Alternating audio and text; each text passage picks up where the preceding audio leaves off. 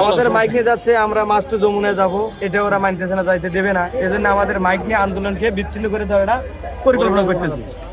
এর জন্য আমাদের মাইক নিয়ে ওরা চলে যাইতেছে, যে মাইক নিয়ে গেলে তো লোকজন একখানে করতে পারবে না, এই জন্য ওরা মাইক সরাইতেছে সবার আগে, এবং আমাদের যাইতে দেবে না, এর জন্য এরা ব্যারিকেড দিছে এবং আমাদের লাঠিচার্জ করা হবে, এরা মন্তব্য করে আছে। এখন কি করবেন আপনারা? এখন দেখি আমাদের সব শ্রমিক মিলে যা সিদ্ধান্ত তাই করবো।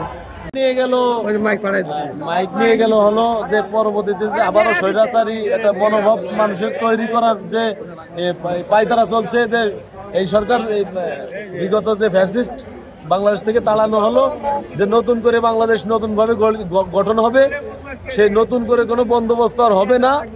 বান্ডেল থাকলে প্রতি সেনমানিতে টাকা বাঁচবে। বিকাশ সেনমানি বান্ডেল কিনে জিতুন প্রতি লেনদেনে।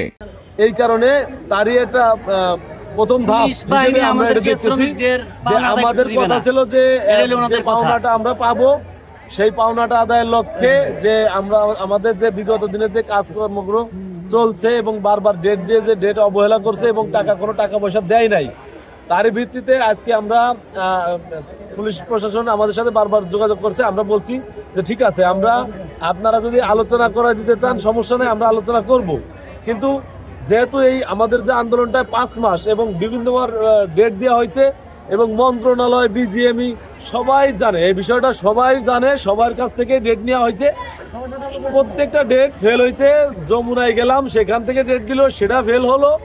ফেল হওয়ার পরে আজকে আমরা চাচ্ছিলাম যে আবার যমুনায় যাবো, আমরা চাচ্ছিলাম যে যমুনায় যাব, যমুনায় যাওয়ার পরে আমরা একটা সিদ্ধান্ত নিয়ে আসবো যে আমাদের কেন এই বারবার এতগুলো ফেল হলো, এইগুলো আর